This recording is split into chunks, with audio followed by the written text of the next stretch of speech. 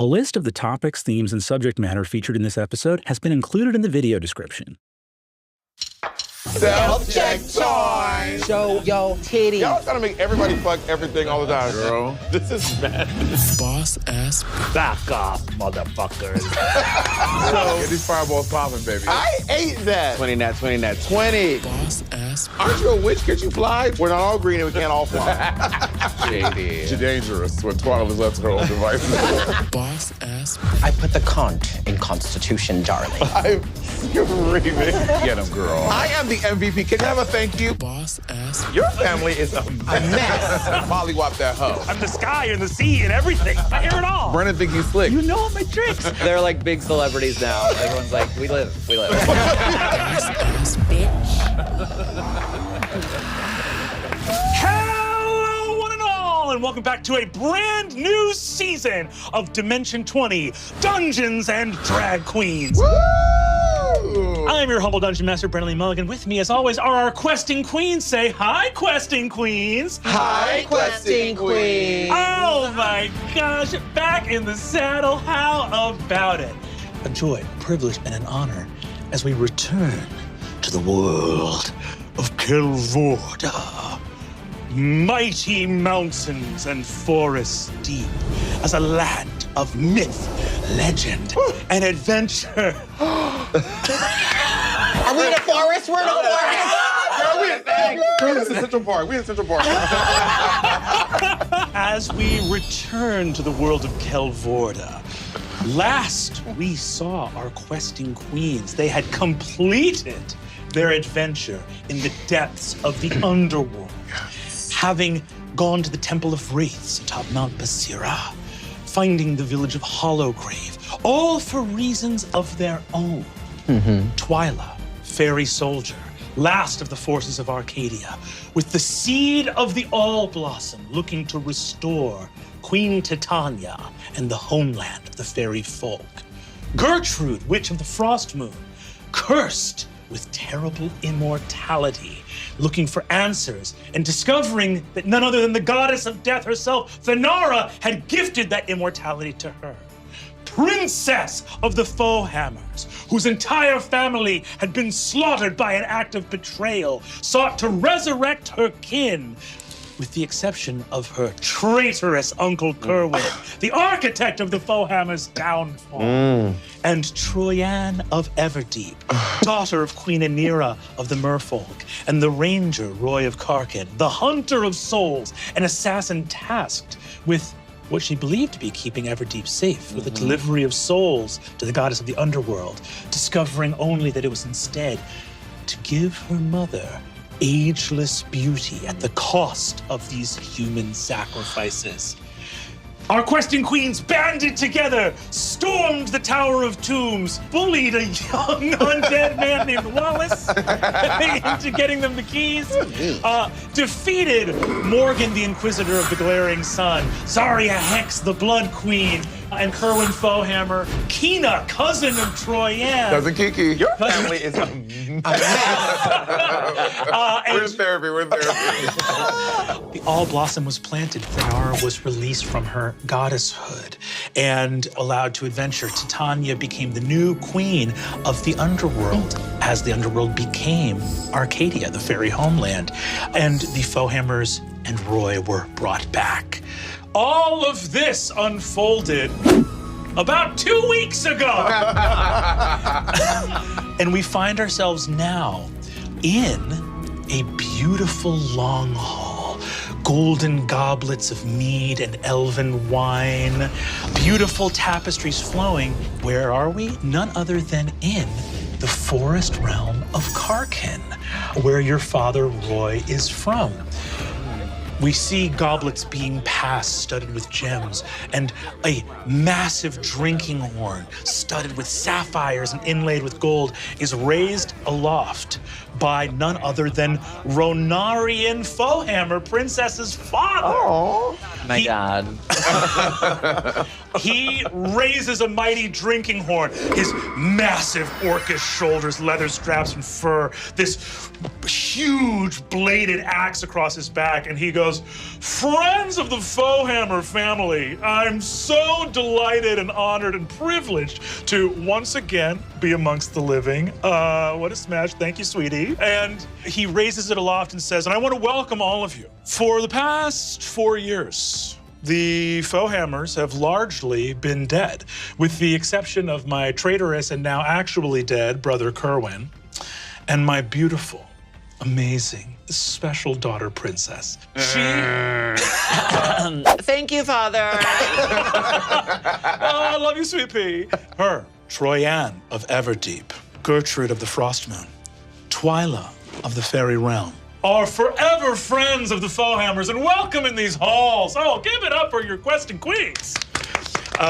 You see, he says, "However, though we are once again thrilled to be back amongst the living, our castle Ravenspear was burnt, and you can't bring a castle back from the dead, so we do not have a castle anymore.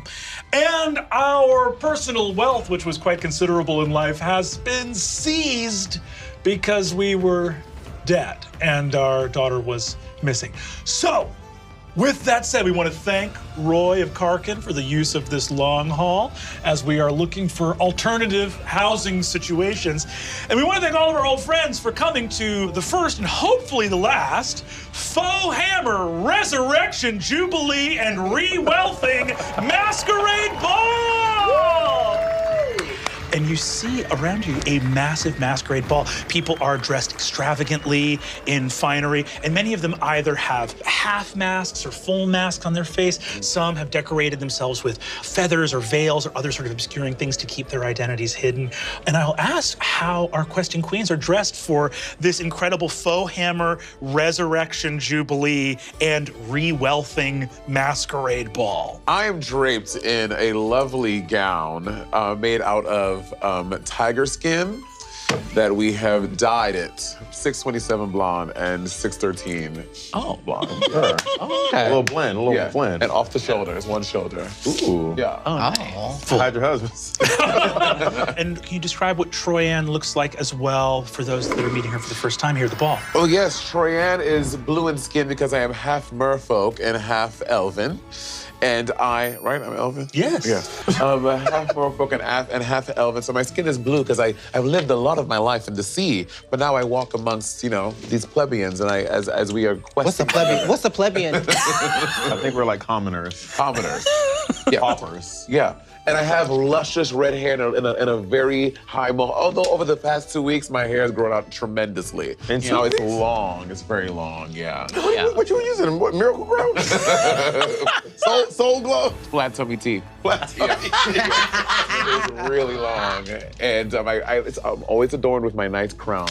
Gorgeous. To your side stands your father, Roy of Karkin, who is a beautiful elven ranger, long dark hair, dark skin, tall pointed ears, a sort of short cropped beard, wearing a very finely tailored but sedate forest green tunic, long sleeves, a bow over his back.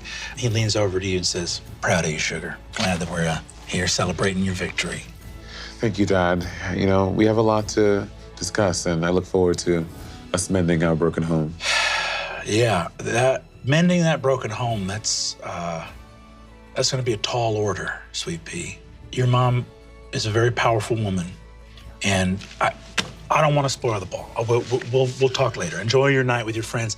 Your friend Princess seems to be getting a lot of attention. Alaska, please describe your character for us. How is she dressed this evening at this massive celebration of her family? Well, Princess is very large. She has huge shoulders, and her skin is green, but this is a masquerade ball, so she's cosplaying, painted herself blue. Yeah, so I'm coming for your gig. She painted herself, she's doing Blueface, which is a little controversial. But they're like big celebrities now. It's like, cool. Everyone's like, we live. And yeah, and she's just really big and strong. standing there on the dais with your family. All the faux hammers are muscular, powerful, martial characters. They lift. They lift. Yeah. Everyone's lifting here. Your mother, Roncaria, comes over. You see that she's got huge shoulder plates of metal with spikes on them and this massive hoop skirt with a lot of like pink folds and bows in it. Tall hair, sort of curly hair done up in this massive stack. She comes over. You are such a darling. Mwah, mwah, my princess. I need to level with you. So we've been talking to our former sort of merchants guild, our bankers. We are absolutely destitute. And I don't want to put a trip on you. You saved us from the underworld. You brought us back from the dead. A mother's never been prouder of her daughter. There are some suitors coming here to the ball. And I would love it if you, and actually, can we gather around? We gather around, darling, and we look over. Gertrude, how are you dressed in this moment? So Gertrude does love a party, but she does feel like a re-wealthing reeks of capitalism. So in protest, she is dressed up in a tunic that she found at a local secondhand store. And it does look quite nice. It is black with a silver trim at the very, very bottom of it. And you can see her hands poking out just at the bottom. But everyone that she meets, she lets them know that it was very inexpensive. She got it for a steal because she doesn't want anyone to think that she's feeding into the capitalist beast. Not calling your family capitalist beast. Roncaria looks and says, oh, that trim is delightful. Where did you get that? Oh, thank you. There's like a little store that was so cheap. A steal. I didn't steal it, but I mean, it was so inexpensive. Sorry. Oh. I don't know why you would say that. Well, I just don't want, I think that sometimes when you lose your wealth and you want to regain it, you realize how the other half is living. And some of us have been living this way for a really long time. I don't want to make it awkward. But I just want to say out loud. You see that your mother flies into a barbarian rage. You see her muscles sort of swell and her eyes go bloodshot, but she tries to keep it cool. It's very painful to come down in lifestyle. But you were instrumental in saving the underworld, and so we're just gonna calm down. And obviously, we're a very accepting family of all sort of political walks of life, so if you're some kind of... Marxist. Oh my God. All right, well, lovely. Maybe I'll direct this at Twyla. And we see Twyla for the first time. Can you describe your character for us? Hey, it's Twyla. My pronouns are Faye Femme. So grateful to be here tonight. I love parties. Twyla, I guess Twyla has the ability to change her appearance to really anything, right? Yeah? Anything. She could be a bunk bed, a puddle, a rock. I really love bunk beds. Not Really into bunk beds. The top bunk. the IKEA of the thing. I want to be clear, not rules as written, but I've already made so many allowances that at this point we're sort of grandfathering in that you can look like a bunk bed. Yeah, I could be anything. And I think I read about like my special powers since we're in a forest area. Don't I have a little bit more power? You would have to be more specific for me to know to what you are referring. But yes, Why do you have more power? Because we're in a forest. Like you're stronger in the water. Yeah. Yes. And my pronouns are Faye Femme, sweetie. Okay, chlorophyll, girl. She's stronger in a CrossFit gym. So you have the natural explorer ability, which means that you have a bonus to intelligence and wisdom checks that are made in a forest setting. So the forest. Smarter. You see that? The intelligence smarter. check, bitch. But back to what I'm wearing. A gown. Beautiful gowns. Beautiful Dresses, gorgeous gowns. I'm wearing a gown. And I believe that the gown is a lot longer than it should be on somebody who's 4'11", because remember, I'm petite, but because I can fly, the gown is really long with a nice train, and I'm constantly twiddling. Yeah. And she's nosy. She's trying to figure some stuff out. still. Go ahead and give me an insight check. Oh my gosh. And you're actually, because you're in a forest setting, you're gonna double your proficiency bonus here. Hey. Wow. So you're gonna add your normal, so go ahead and roll a d20 for me. That's Okay, that one the all way on D20 is right. right here, and I know exactly what it is. And you're gonna look at your insight skill on your list of skills, which are in that big column on the left of your character sheet. Hold on, give me a second. Where the You- fuck is it? Insight. Where's insight? Inside's right here. Oh my gosh. +4. Plus Plus 4, that's gonna be 4. +7 because you're in the forest right now. Oh, So there you Oh. go. Insightful. 15 plus 7 is 22. So you're very nosy. I am. I think as Roncaria is sort of welcoming you in, every eye is turned towards you. What began all those weeks ago as 4 isolated adventurers making their way down the Gallows Road through one of the darker and more haunted corners of Kelvorda now are 4 fabulously dressed, not just adventurers, heroes. Your deeds in the underworld perfume your presence in this place. The acclaim of your successful quest now has endeared you to even strangers. And I think on that 22 insight check, you feel a presence in the room, glory, wonder, and perhaps something more sinister. Your accomplishments have attracted the attention of those who wonder, what can I ask these questing queens to do? And I think you feel the double-edged blade of glory, the adoration, and those wondering what it might be used for. The jealousy. And she's the only one who knows that. We're just kind of like, Yes, I think all of you are looking at Princess's mother sort of issue you in. And Twyla, you have that ranger's sense of like keeping your eyes on the horizon for other threats, normally physical, but in this case, social. Oh, I feel it, honey. I feel it. The trees are telling me the things. There's a bitch here who's out to get us. We just got done. I'm tired. God. I've been alive for hundreds of years. I'm tired. Just floating the entire time. You can see, I think, Troyanne, that like this incredibly like beautiful gown as Twyla's up in the air, but you can see where Twyla's feet are like kicking the dress, hovering in the air. With It's her a sheer wings. dress too, by the way, and I'm naked underneath. Oh, why wouldn't you be? Untucked, everything. So you could Very Bob Mackie. Very Bob Mackie. just you know, it's very sheer. I love that she's untucked. I'm gonna do an investigation roll. Yes, go for it. on her gown? Yeah. Give me an investigation roll. I'm screaming. I got a 6 plus +1. +1, 7. I think that the sheer fabric, you only suggestions and hints of the Fey wonderland beyond the gown. I wasn't curious.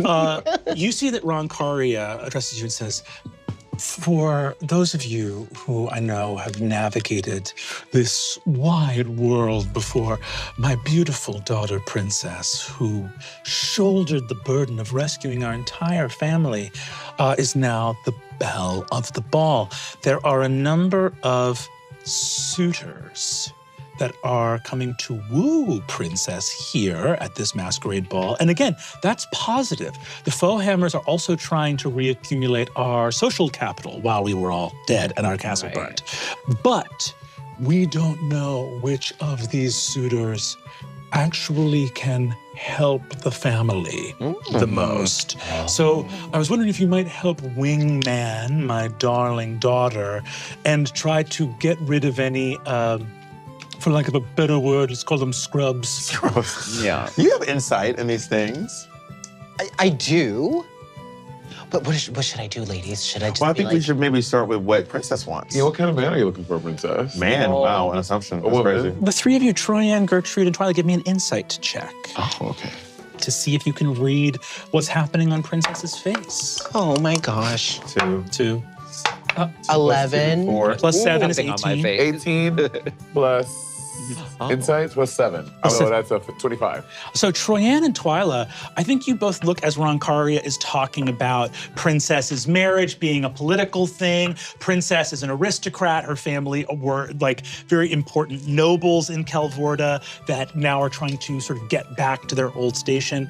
And I think you see, and Alaska, you can describe what the look they see on Princess's face is, as Roncaria is totally oblivious. She's going, and Princess, of course, would be an absolute triumph for any of these to marry. And we have to think about not only those who have liquid cash on hand, but we're talking about land, assets, portfolio. Yes. Feudalism. Yes. What is feudalism? Like in like the Baronies and like, you know, and inheritance. duchesses and serfs and lords. She found a word she knew. Hey, Google, add feudalism to my daily word. Princess wants to marry for love. Okay. She does. So she finds this very difficult that her family is sort of pressuring her to go after like wealth and money. But like wealth and money is okay if it comes to that. But she has to like really like the person. Okay. Horns blow at the beginning of the long hall. And you can see just from the physical space you're in, the long hall of Karkin, which is your dad's family sort of long hall, is this big sort of stone hunting lodge of these elven rangers. There are beautiful tapestries and torches, but the walls are actually not closed. It's not a dark room. They're largely wide open. There's big columns that are made of this beautiful polished wood with vines and thorns growing around them. The dark forest outside. There appears to be a maze of beautiful jasmine and some hanging vines. It looks like sort of like jacaranda trees outside, purple blossoms. So even though it's dark and sort of moody in this forest, it's sort of floral and sensual. You see people walking off into the shadows together in this larger maze. And even though this is all about the Foehammers coming back, you see that there are people who appear to be here that are sort of more magical in nature. And I think two things happen simultaneously. You hear horns blowing, announcing sort of entrances. And I think you also see coming in from the forest through a side entrance, a familiar jackal-headed demon. Oh, God. As Nyrith walks up, sort of, ooh, what's this? Canapes. And takes a little snack off a tray, makes eye contact with you, Gertrude, and slinks off towards the side. At the front of the long hall, you hear, bum, bum, bum, bum, presenting the Marquis du Balavois, Lord Alexei Kleinebauer du Flauschmidt von Beaudelet. And you see a man walk in. He is wearing boots that go all the way up to this massive edge, kind of right at his groin. The boots go all the way up. Are those the Chanel boots? New Chanel boots? Well, yes, they are. Jerkin, massive flowing silk sleeves that end in these tight cuffs that are studded with jewels. He has a dashing hat, long feather, and you see that he has this sort of huge wig of golden ringlets going all the way down to his waist. He walks in, and you see there's a small clap. The Marquis de Balavois, Lord of Darktide. You remember Darktide as the sort of coastal city that you all met in before the beginning of your first adventure. With the tavern. With the tavern, yes. You see that this lord walks in and makes eye contact with you, Princess. Does a sort of ornate bow. Hello. The lord walks up and goes, Mademoiselle, enchanté. I am so delighted to be able to meet you here in this place. Oh, nice. He's French. French Canadian. You see, he walks up and says, I had been told that you successfully were able to resurrect your family. An incredible feat of magical competence, no? I would love for the opportunity to perhaps put my name on your dance card. How tall is this prince? I would say he's about 5'7". And I'm 7'2". You're 7'2". So he comes up to your tits. Okay, maybe. Okay, should I dance with The first pair. girl? I mean, why not? Should I dance? Okay. He seems a little snooty, but it could be fun. Yeah. Yeah, let's see how he dances. Give him the sniff test. Yeah. See if you like it. Yeah, smell a little bit. Because I don't mind short. You see that he looks up and says, charmed as well to meet your incredible, notorious companions. Gertrude, this piece, it seems, I don't actually know this. Is this tailored specifically for you? No. This was. I basically found it. It was really. I just want to remind everyone, I really didn't spend a lot of It's money. upcycled. We get it. You see, he goes, oh, interesting. So this is not originally made for you? No. You know, I recently came into fame, and the wealth hasn't come yet. You've been alive for 7,000 years. But I recently come into fame. It's been 2 weeks since we defeated. She hasn't worked. Ah, I understand. Well, princess, may I have this dance? Yes. Go ahead and give me acrobatics or athletics, Oh yeah. depending on how you dance. Better hit the renegade. She's definitely a very athletic dancer. Incredible. So what do I roll for You're that? gonna roll d20 and you're gonna add your athletics check. Okay. So I rolled a 7, and I'll add an 8. Oh, so that's a 15. So you see that Alexi takes you, this sort of like chamber music fills the air here. There are harpsichords. Harpsichords. Yeah. You see there's like elven lyres and string Yeah. instruments. It's very, Chapel Rowan. Very chapel. Yeah. very chapel. Alexi takes you. With that roll, do you think you would start leading or do you would think you'd let him lead? Oh yeah, I definitely lead. As you lead, he falls right in sync with you, and you see his footwork is actually incredible. He's very, very deft and dexterous. You see, he looks up at you and says, "Ah, I see that your prowess extends to the dance floor as well as the battlefield. I hope this is not forward, but I noticed when I walked up to you that you are way taller than me. This is a problem for you, or you are into it? No, I'm into it. Let's dance. Twirl me, dip me. You can do whatever you like to me." Oh. In that golden wig, I live. Got to be. That fucker's glued down. honey. As you dip him, Stalled. as you dip him, his wig touches the floor as you like dip him low, and you hear a clank, and you see he goes, "The wig is made of real gold." Oh, girl, he got money, girl. Get it all for him. I can tell from the lace. What if he I feel What if he like- borrowed all this stuff and he's just trying to get in the Yeah. rich way? This What if might- he's in drag? This might not be his money. This might be stuff he borrowed. What if he stole it? Not like you stole his dress? Well, you're the one who perceiving things, and you perceived it that he was Well, good. I have detect Why thought. on me? Let me see what detect thought does. You can also use the spell to detect the presence. Okay, You can hear what he's thinking. then he hears what I'm thinking too. If you push, Detect Thoughts reveals surface thoughts for free. You can sort of see what he's thinking. But you can probe deeper to get thoughts that are like buried in his memory.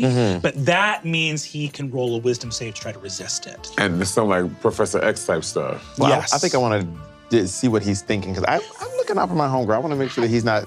Yeah. These are good like friends to have for this kind of Yeah. event. My sisters. My sisters, you pass over Alexi's thoughts as he's dancing. And I know he's a bottom. One Cannon, one name. Cannon. He is definitely. also, Perfect. Detect Thoughts actually lasts for a little while. So it's the duration is up to 1 minute, and you can scan multiple people in that minute and get their surface thoughts. And he is so debonair and foppish. He's so stylish. And you go over his head, and the feeling of his thoughts are suddenly incredibly practical. His affectation, which is very like dashing and romantic, in his head, he's going like, "The servants are setting up the display in the other room. When that is done, I will dance with the princess, offer her a drink. I will go speak to her parents. The presentation will be made at 1:15. That clock is there." You just see that he has like a whole plan. Shady. Shady. Why is he so planned out? Well, Gertrude?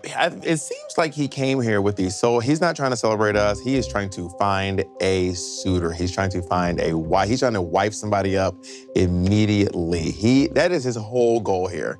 He didn't come for the appetizers. He came for the main course. I think actually give me an insight check with advantage because you're casting Detect Thoughts right now. D20? D20, yeah, and roll twice and take the better roll. That's a 9. Oof. That's a 15. Plus your insight. My insight is 2. That's 17. I think as you think about, he's talking about a presentation, you gather from him that he, like on that surface thought, on that insight check, he finds Princess attractive, but his mind is not resting on her. You wonder if he's gunning for Princess. He doesn't seem to be obsessive on her. It seems like there's some other stuff going on with him in this space. He says to me at a presentation, and you get the surface thought, there is another room in the long hall where his servants are setting something up. His servants. His servants. As that happens, you up on the dais as you're watching the dance floor and seeing Princess there, and you hear, well, fancy meeting you here. Alvin! And you see your little chipmunk soldier puts his little green oak leaf shield and his like needle sword, and he gives you a little kiss. You look wonderful. How are you doing? Hi, baby. I'm great. How are you? I'm doing very well. I have something special to give you. And you see, he gives you a little kiss, and you smell flowers and honeysuckle, and you can feel cat tree nearby. Oh, buddy bear. I've come here from Arcadia, from the fairy realm, bringing great tidings from our queen, Titania, who has a message for you, and maybe for your friends as well, if they are welcome to hear it. And I have a personal question myself, but we can do that later. No, you can ask me now. So you and Princess are really close, right? There's a list of people that are signing up to be suitors, and I just wanted to make sure, because we maybe had a thing, and I don't want to... If I were to sign up on... Alvin. It could be huge for me. Literally. Wait a minute. You know where she's gonna put that gerbil? In her butt? Yes. Thank you for clearing that up. Well, some people at home don't know. That's fair. Google Richard Gere. You see that Alvin says, Yeah, obviously, listen, I didn't think that you're not like a marriage person, right? We can still have this, for sure. Oh, open. It could be open. I'm not hurt. I'm a little disappointed because I thought we had a thing. But it's okay, Alvin, if this is what you want. What do I want? I get a lot of pressure from my mom to settle down. Oh, Okay. that's hard. Alvin, I don't remember you being that rich. No! Oh, wait. Do the Fohammers not have money in it? I don't think everyone knows yet. I didn't say that. you see, he goes, Our gaslight queen. you see, he looks up at a big banner that says Re-Wealthing Masquerade Ball. And he goes, I didn't say shit. he goes, Oh, okay. Let me think about this, but, you see, he hands you a small package wrapped in these beautiful purple leaves that have sort of silver edges to them, wrapped over each other and bound with a bit of fairy twine. He says, this is the message from Queen Titania. I would open it in private. You don't want other people to see. Work. Okay, so should I do that now? In private, man. Well, I can get in. Business. Do what you need to do. I can get in private right now, because I could either go to another room or do like that rope trick that I do. I think we should all go together, right? It's a message for all of us. you see that Princess's dance is kind of winding down. Okay, I flutter over to Princess. Hey, girl, I need to talk to you. And then I see them talking, and I tell my dad, you know what, Dad? I'll be back. And you see he actually walks off to go, he's heading out towards the like Sylvan area, out towards like the trees and the maze and stuff like that. You grab your sisters together. You see Alvin sort of bids you adieu. Alexei says, a splendid dame, you are a magnificent dancer. And I put him down off my shoulder. Thank you for the uppies. And you see he takes off. As he walks, you see that Alvin sort of gives him a little like this with his hand and says, Guy's a loser. Did you used to date Alvin the Chipmunk? Alvin is a soldier Oh, a soldier. in, Sounded like a chipmunk. well, He's a also chipmunk, is too. a chipmunk. Yeah. he is a chipmunk and a soldier. And a soldier. They, But you know, for, they but can for be both. trademark reading, he's Alvin A. Chipmunk. Alvin H. Yes, exactly. He's a chip. He's just a random chipmunk named Yeah. Alvin. Alvin Oh, A. okay. Chipmunk. Yes. Yeah, and Alvin, comma, a chipmunk. we talk. Yeah. We used to talk. We Okay. used to talk, and Okay. It was nothing serious, you know, because like we were at war and stuff, so it wasn't like we could start a family. But I don't think we should talk about that right now because I have something really important to show us. Oh, work. Yeah. So let's hold hands. So we're all holding hands right now, and I grab a rope because I'm doing the rope trick, Yes. and that's gonna bring us into A secret hidden world. A rope sort of vanishes into fairy mist and twilight, and you are standing serene, covered by fairy magic. Ooh, we're like a fairy dimension. Yes, Yeah, it's like a little VIP. pocket dimension. VIP. We're standing Not alone. alone, though. Not alone. not alone, but nobody can see us, and we're in. Okay, ladies. Great party, great night. Oh my gosh, so many things are going on. Alvin came up to me and was talking to me. First of all, he was really interested in you. Fantastic. Oh, nice. But anyway, I thought you liked short guys. No, but he used to like date my friend. That's fair. That's Oh, like that's fair. messy. we could trade off. You know, could I don't trade off. I don't do things that you do. You don't do things that I do. So it's kind of Yeah, nice. it's an arrangement. Yeah. Anyway. Anyway. Wow. An entanglement. Yeah, totally. But he gave me a message or a letter. A Yeah, letter? he said a message, and you see it's wrapped up in these sort of leaves. It's like a little magical package. Do you see this right Yeah, here? it's like at least wrapped in a magical package. Yeah, with Purple. fey twine. Yeah. It's a trap. What if it like explodes? Oh my God. If it explodes, it stays wouldn't do that here. to you, would Yeah, would he? I don't imagine. Can you investigate it or something? Open it. Just open it. Just open. Let's live on the edge. All right, open it up. All right. So I slowly peel back the twine. It's this spherical shape, and I keep the twine because I think it's gonna come in handy later, right? I guess now, if you sort of Chekhov's gunned it, so yeah, for sure. Check out mine. I keep the twine and I wear it as a wristlet. Oh, here's Right as the we're frantically trying to figure out how to put this I said, fuck, the twine has to come back in Act 3. And then the message is out, and what's the message? Fireflies, golden light, spiraling up as the leaves unfurl, revealing leaves, petals, and a glowing blossom. Projecting up from it in firefly light and twinkling sparks is the image of Queen Titania. Wow. My beautiful heroes, I send this message to you from the underworld. Twyla, it is so good to see you, my hero. I speak to you now and can indeed in this moment see and perceive you, even across the divide between life and death. I have news that concerns all of you, but perhaps especially Troyan. I have been approached here by the seat of the All Blossom, by Queen Anira. She has come to me seeking to re-establish the pact that she made with Thanara, goddess of death, seeking to give me a tithe of souls such that I might grant her ageless beauty. I did what I only believed to be right, which was to refuse that request, that the underworld is in a new age, and that it is of no service to me that the servants of the Mer Queen hunt down their foes, poor, innocent bystanders, those people that the Hunter of Souls would hunt. I see no reason to extend that pact. She became very cross with me, threatening some vague horrors that I cannot begin to understand now.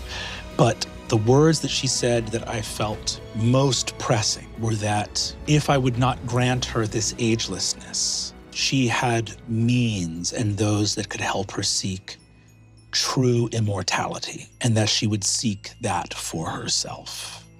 She stormed from my throne room and returned to the land of the living. But this gate now being barred to her, she seems hell-bent on pursuing an even greater immortality than that which was granted to her by Thanara. I do not know from where she would gain this, but I know that some of your number carry this curse. I only wish to say that I believe she is acting swiftly, and that there are few heroes in Kelvorda that I feel can oppose her. Twyla. That's me. Yes, that's you. That's okay. Yes, indeed. Yes. I do not know how the Queen of Everdeep will seek to accomplish this, but I do know one thing. Not all of the fairies have come home. Oh no. I, as Queen of the Fairies, am tasked with being a benevolent servant to all Fae folk. However, I am of the Seelie. I am a fairy of light and summer and music and celebration. In the old Arcadia, there were many of the Unseelie, fairies of sorrow and ruin, fairies of destruction and chaos. They had their own corners of Arcadia to which they were free to rule their own domains as they saw fit. But as queen of the fairies, I was able to, let's say, check their worst impulses. I have not been able to find them, and they have not come home. And I fear for Kelvorda with my sisters at work in that realm. I can only tell you that you must be on a high alert. And many of my greatest hunters and rangers and soldiers are now with me in the afterlife. I cannot easily send them forth. If any of those Unseelie Fae are using their new life in Kelvorda to sow destruction, I'm afraid I can rely on no one more than you to find and stop them. Me? Yes, you have done so much for me already, and I am afraid that the reward for heroism is very rarely rest. I'll write that one down. The reward for heroism is very rarely rest. That's why we're tired. Twyla, Yes. I love you. I love you too. But what you want me to do for real? Wait, is it a FaceTime or a message? Can we talk? You can talk. Yeah. Sorry. It's kind of like that. It's kind of like a FaceTime. Yeah, for nice, sure. okay. It's like astral projection. Astral kinda? projection a little bit. I didn't know. No. Cameo. Ordered a cameo from. Hey guys, it's me, Titania, back on Cameo. Back She says- alive. She says, I do not know where they are in Kelvorda or how to find them. There is nothing you need do in this moment. I am simply warning you that there are powerful forces of the Unseelie at work in Kelvorda. I would simply keep your head on a swivel and be aware. Your head on swivel. So I did the right thing by wearing this gown and floating above. Yeah, Yeah. there's dark fairies around. I love you, Twyla. I love you too, Miss. And I love all of you as well. Oh, thank you. You're so lovely. Welcome back. Thank you. What is her name again? Titania. Titania. She heard that. Kelvorda is so lucky to have you. Titania out. And she, the spell vanishes. I have a question for you. So did you never at any point notice in all the time that your mother just wasn't aging? There was never a point you were like, wow, we look the same. You were like, how is she Angela Bassetting this whole thing? Black don't crack. No, myrrh don't stir. Yeah. Set me up real good for that. Bird don't stir. That's fierce. So you receive that message, and I think that you can feel a couple sinister threads sort of unveiling here at the ball. You have this sort of this mind reading of this like weird lord and like his presentation in the other room. Titania has now warned you that Queen Anira has like come to do this in this moment. And Troyan, I'll ask you, knowing that Queen Anira has like tried to again reassert this pact and has threatened sort of like doing even worse, you know that your father is off at the ball as well. And the question is, do you tell him? You know, I tried to do it without him before, and I think he's the only one who could truly help us put an end to my mother once and for all. Your father? Yes. Yeah. Oh my God, but is he gonna pull a fucking uncle? No, I trust him. I think my father's good. You didn't even talk to him in years. but we just had like a few margaritas. And I could Does he age? I gave him one margarita. Tell me that- Does he look how he did 20 years ago? No, he looks a little older. Because that's important. That is important information. Your father looks good, but he is definitely like widow's peaking. You know what I mean? Yeah, He's for like, yeah, sure. for sure. Yeah. So, exiting the rope trick and returning to the ball, yeah, you see that your father, you think, is off in the maze somewhere. Gertrude, you had that streams like detect thoughts. Princess, you get back and see that the line of suitors has grown even higher. There's like a number of people Jesus. waiting to meet you. It's because I wore a leather slingshot. Not Like a Kylie Sonique kind of. Do you Very put out? suggestive. Do you put out on the first date? No. I think your sister, Duchess, comes over.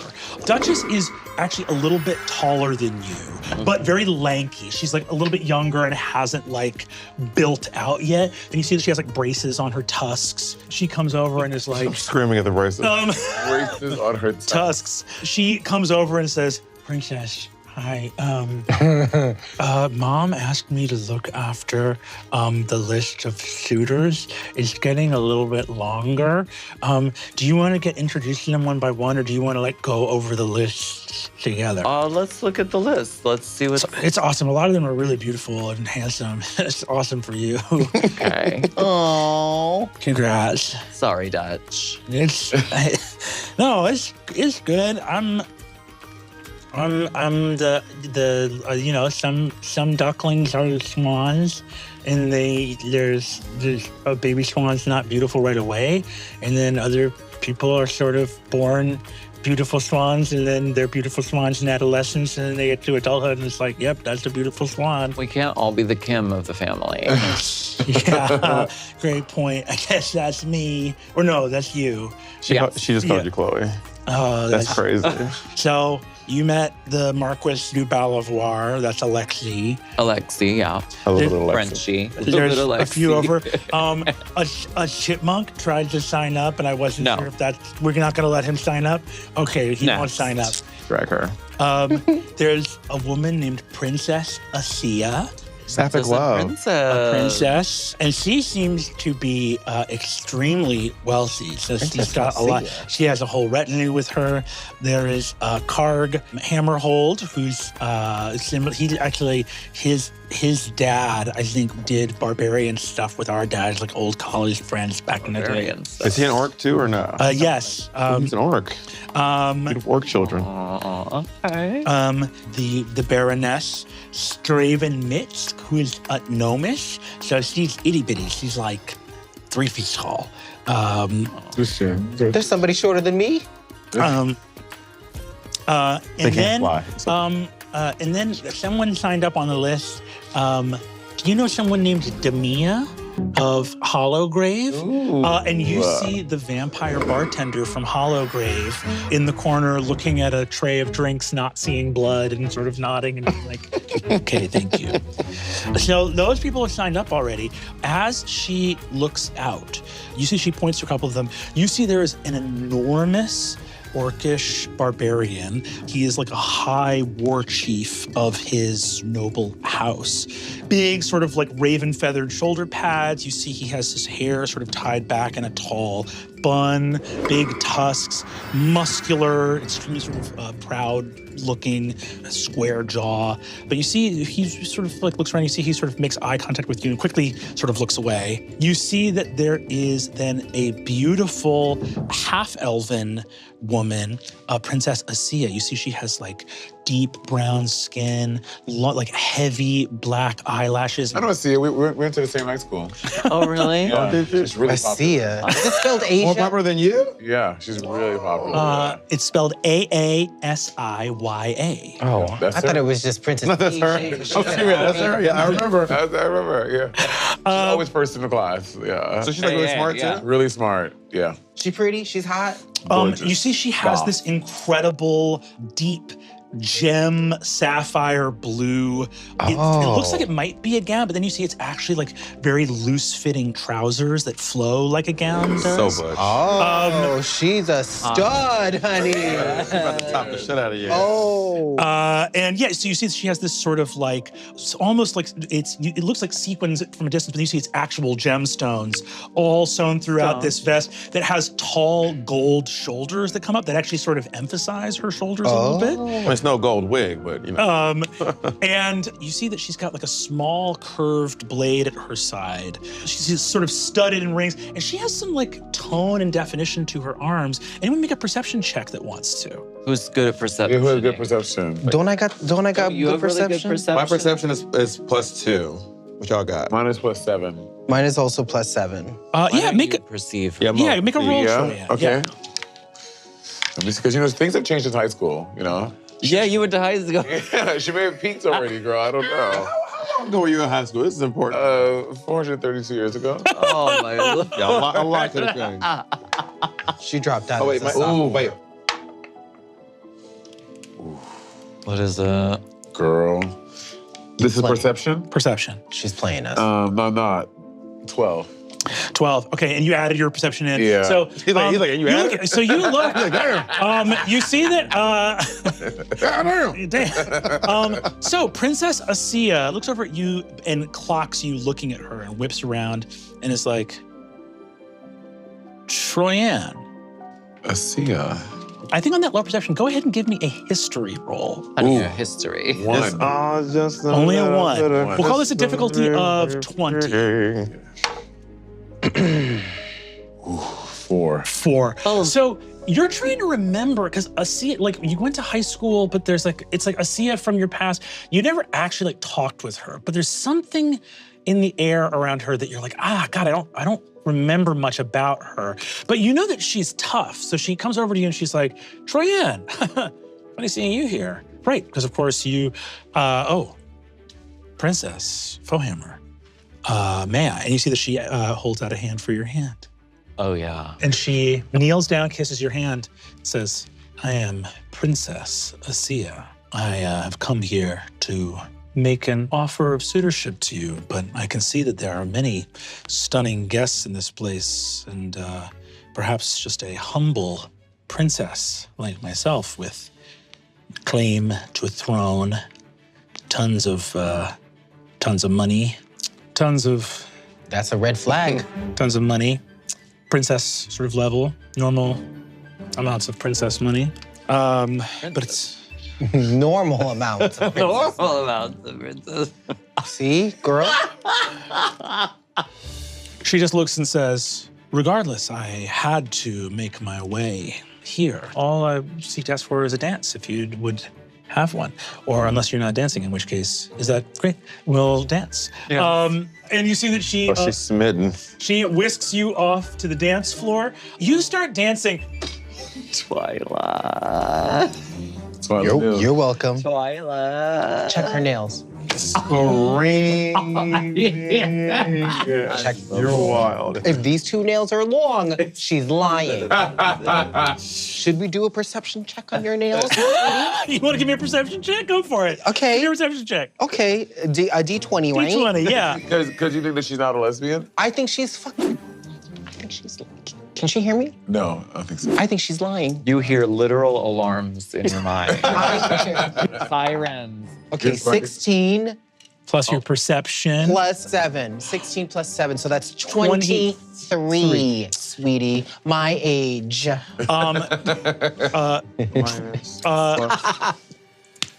23. It looks like there's some sort of like gloss on her nails, but not only are none of her nails particularly long, she also, you see that her hands are quite muscular.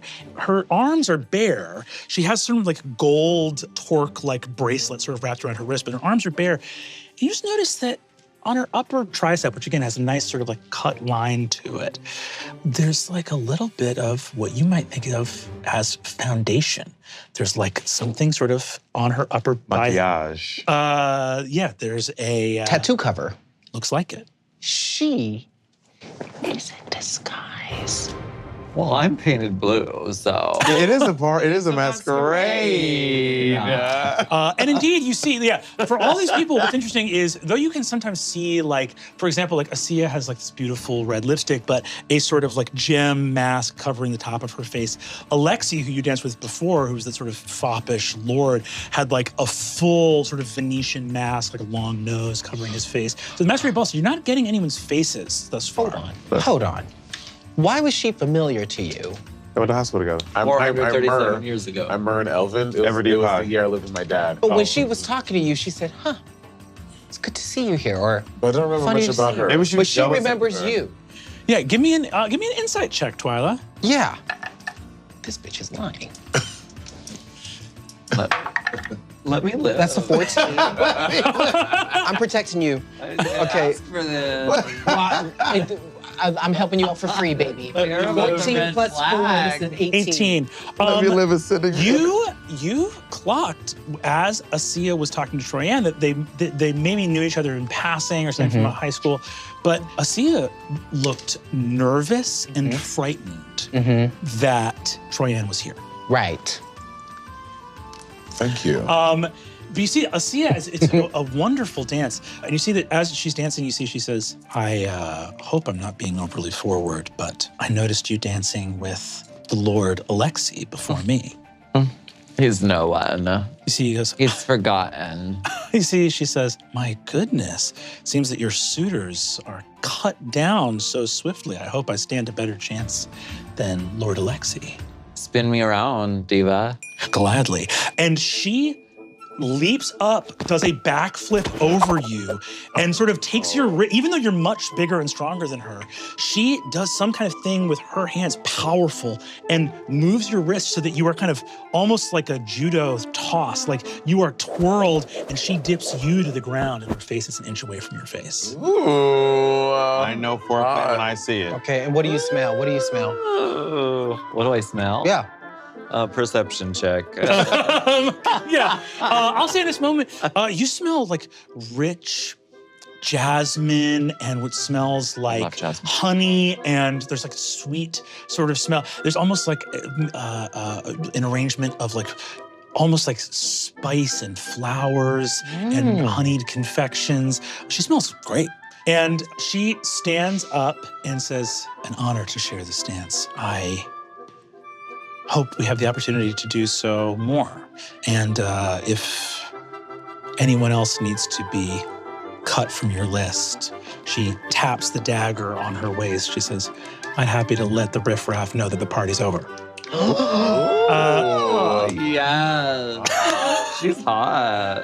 And so she walks away from this place. And I think for the rest of you, you have some other like leads to hunt down. You know that your father moved out to the side. Gertrude, you saw Nyrith here earlier as well. And I think also, Twyla, you see Alexei speaking to Ronarian and Roncaria Foehammer.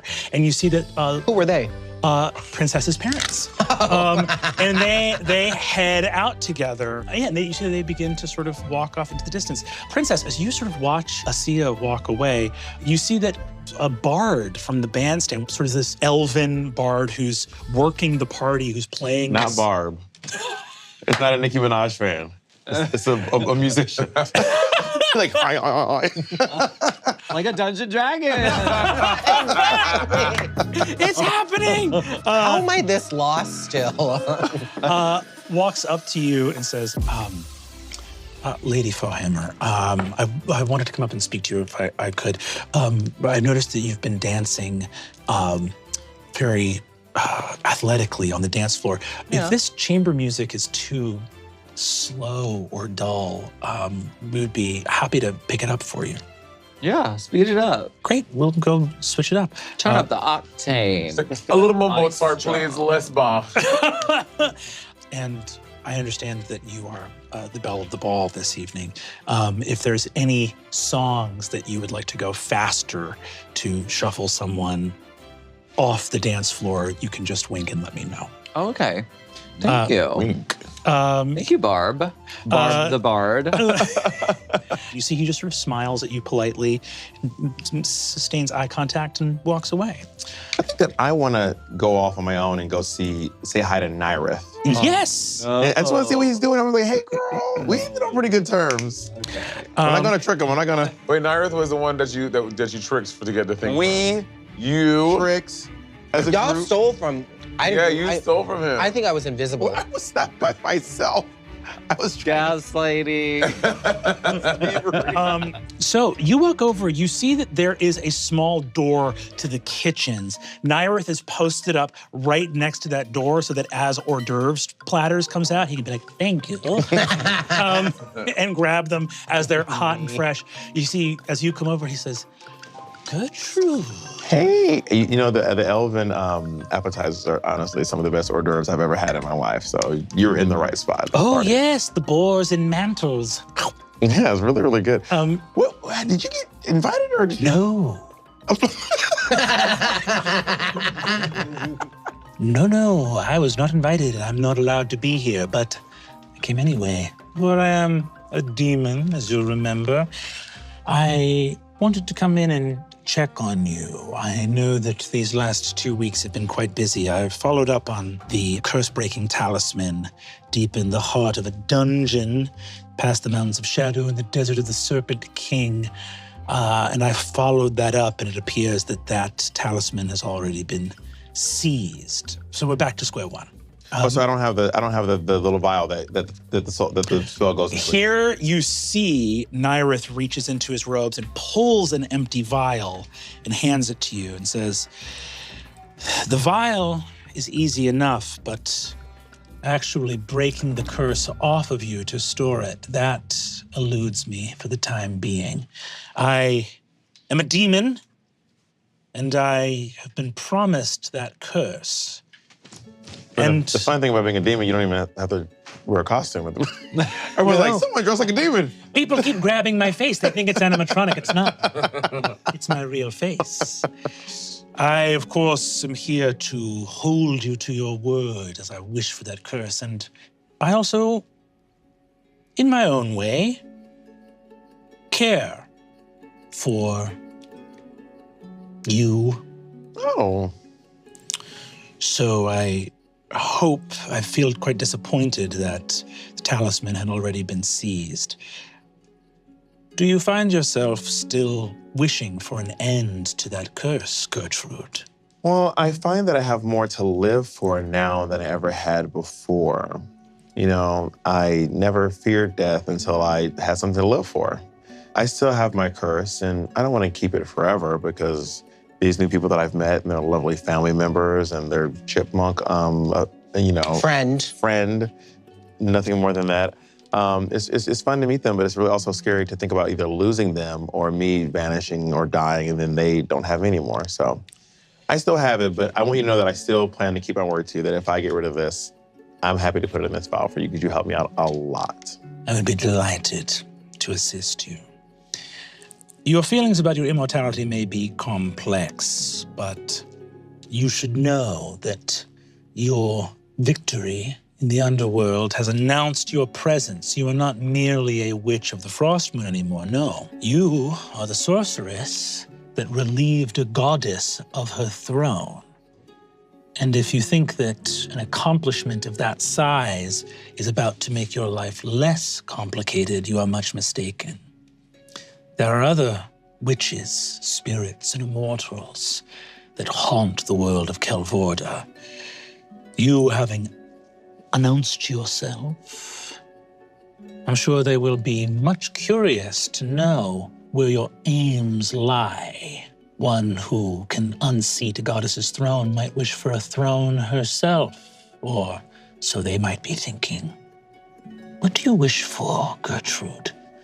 Well, right now, I just wish to be with my friends, but we can't stay together forever. I mean, Princess is looking for love. Troyanne is trying to rekindle her relationship with her mother, which I don't think is a good idea personally, but I can't come in the way of that. And Twyla's a bunk bed, so. Not yet. Not yet. The night is young. Yeah. The night is young.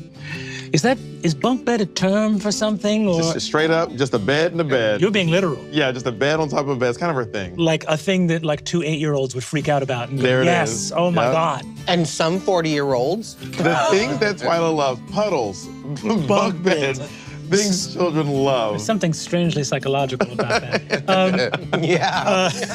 Oh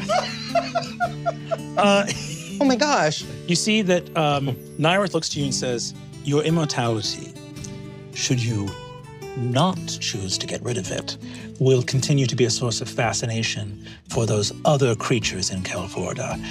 And you see here, Twyla, I think you get a little ping of that idea of like something is looking for us. Like we've been too heroic, and something is like looking for us.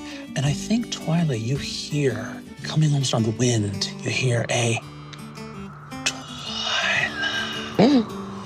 You are being lied to. Oh, Wait, by someone. Who's saying that? Who's there? You three heard nothing. And y'all are looking at me like, what? I'm just talking to Naira. You see, Naira says, like, it may behoove you to seek out some knowledge from a fellow immortal.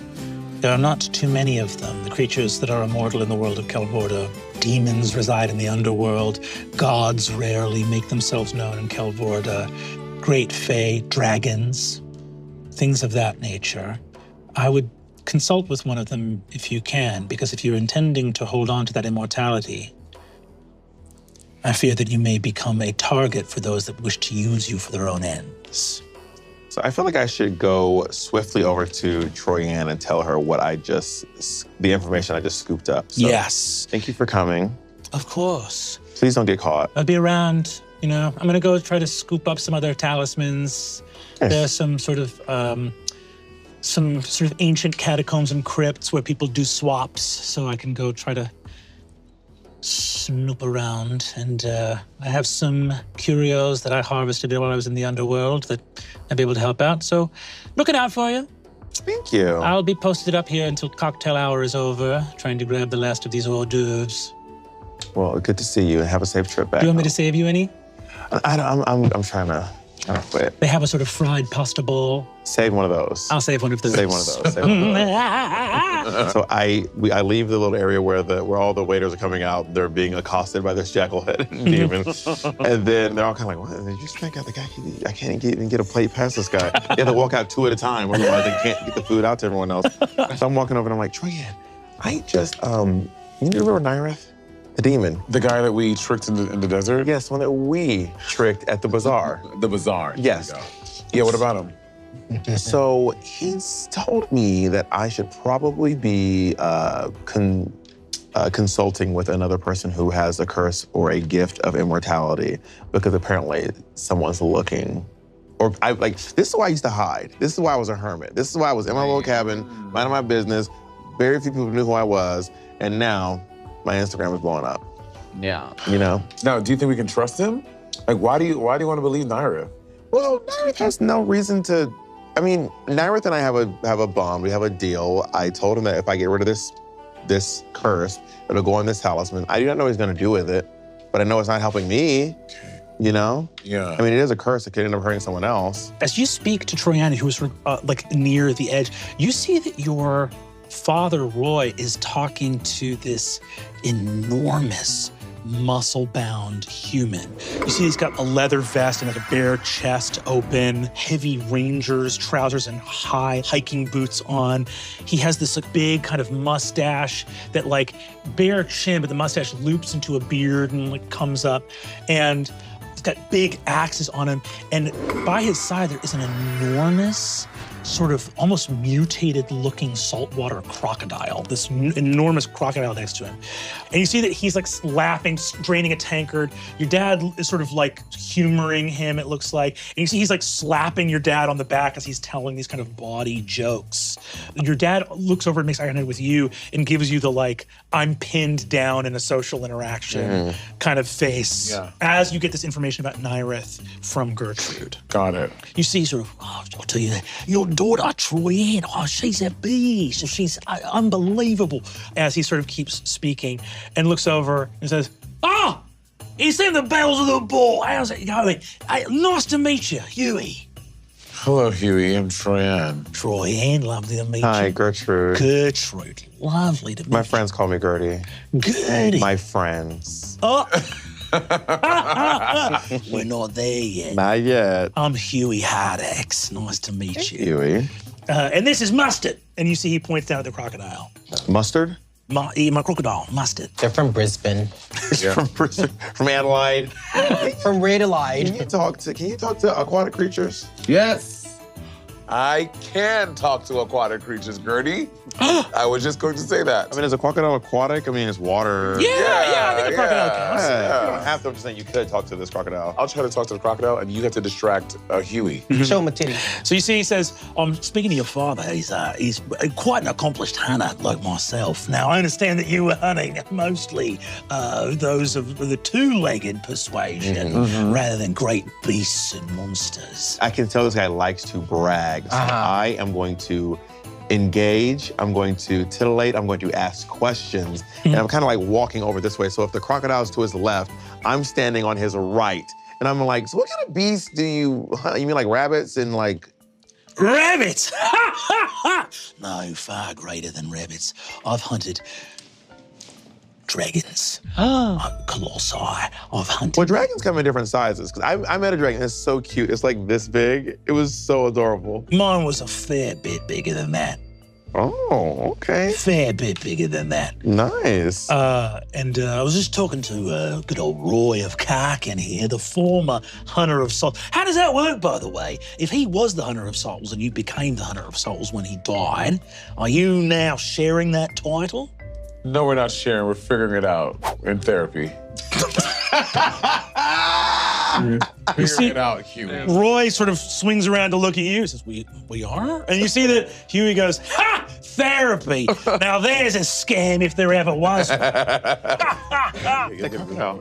So as Huey's distracted talking to my dad and Gertrude, And I keep downplaying the size of the beast. He says, sometimes this muscle's bigger, but then this one gets a little bit bigger the next time. And sort of they're in a race with each other, each one getting bigger than the one before it. And you look down and Mustard looks up. yes. And do I have to do a roll or anything for this? No, you can just automatically talk with aquatic creatures. Remember, they are friends, so... Yeah, and I can do it telepathically, like very Aquaman vibe. I mean, Yeah. Water power person from We can reference Aquaman, certainly, yeah. So I look at Mustard, and I look very, very, like my eyes turn, they glaze a little over white. And as I'm communicating with Mustard. As you start speaking to Mustard, Mustard actually looks, My name's Mustard. Mustard, what are you doing here? I'll follow Huey. What is the nature of your business, Mustard? I'm a crocodile. Have you killed My anyone? business is I'd like a chicken. Chicken. I don't have any chicken. I have some fairy. Would you like some fairy? Yep. Like, They're hi. serving hors d'oeuvres here. Ask some questions about Huey. Okay. Where is Huey from? Wait, Huey? Yes. Huey is my friend. He takes me and he rides on my back How long have you been with Huey? since I was egg. Since you were an egg. I'm obsessed with Mustard. I'm obsessed with Mustard. He's a crocodile. What else should I ask him? you see, Mustard. What else should we ask? What should? Aren't you trying to find out if he's good or bad? Well, Huey doesn't know. I mean, Mustard doesn't seem to know much. He's always been with Huey. My business is fried chicken. Huey's business is hunt. Hunt. Hunt food. What does he hunt? He hunts. It sounds like chicken, but it's not chicken. Chicken. Chicken. Dragon. Dragons. He's a dragon hunter. We fought dragons before. Dragons are like crocodile, but wings and fire. And fire. No help. This guy is just thinking about eating chicken. Girl. Okay, Huey, My thank name you. is Mustard. Thank you, Mustard. Thank you. I'm named Yeah. that because it's what he was eating when he found my egg. Oh. Just like a bottle of mustard. Huey's nuts. Okay, Mustard, thank you. Yeah. Okay, well, that will come out. Are you my friend? You just ignoring him? You just ignore him? That's crazy. My eyes come back to the normal color, That's crazy. and I snap back into it, and Gertie's still talking to Huey. You know, I actually find that really impressive. The muscle thing, the dragons. Certainly. My goodness.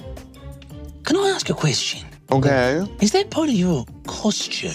The horns coming from your head? Have you ever met a tiefling? I can't say I have. Oh yeah, so I mean this is organic material. These are actually, I grew these myself, you know what I mean? Now, let me tell you about the tunic. This I got for a steal. I barely spent any. I just want to make sure that he knows that I'm not part of the capitalist agenda. Well, right. Upcycle. That's very nice. Thank you. No one else has appreciated the fact that I've upcycled my garments. You don't need that many different garments. If you get something quality, it should last a lifetime. That's what I would actually think. I kind of like this. I think I kind of like Huey. Incredible. Yeah. I think Huey's as simple as mustard is to me. I think so too. I think Huey and mustard might be on the You could same. just ask him. You see, he looks around and says, those horns are gorgeous. Absolutely. Ooh. Says, absolutely stunning. Ooh. He wants to get your horn. Is he? He's a hunter. Can I detect thoughts here? Yeah. See, because he better not try to get my fucking horn. Yes, he is. He's a poacher. Yeah, you don't need He's to a roll. poacher. As he says that, I think that there's multiple things going on. Huey really likes you because you're flirting, but seeing those horns, there is something obsessive and dangerous there. No. And I think you and Roy can have peeled off at this point and go talk privately. But you see, he says, Mustard, where's Roy? And you see that Mustard looks and goes, and you see he goes, fine, I'll get you some chicken. And walks off with Mustard kind of waddling through the party after him. Mustard turns around, looking sort of soulfully around for Troyanne, who's no longer anywhere he can see. Goes, yeah, and sort of waddles off. Poor Mustard. Roy sort of pulls you off to the side. Yeah. Hey there, Sugar. Sorry, thanks for saving me. That guy's a real piece of work. Yeah, he's very strange. He's looking really intently at Gertie's horns. I think he's about as nasty as they come. I wouldn't trust Huey if I were you. Okay, good to know. How do you know Huey? Reputation for you and me both worked as assassins, Sugar, so we don't have a big moral high horse I have a leg to stand on here. to get on. But I will say this, overwhelmingly, when I was harvesting those souls for Anira, I tried to go after people that I believed were harmful to the world. It didn't make a difference to Anira what the souls were. She just needed those souls. So I did the best that I could to make sure that if I was going to end someone's life, it was someone that was themselves causing chaos and destruction. Huey has voiced in the past, because we walk in the same circles, we're both hunters, has voiced an obsession with unique quarry.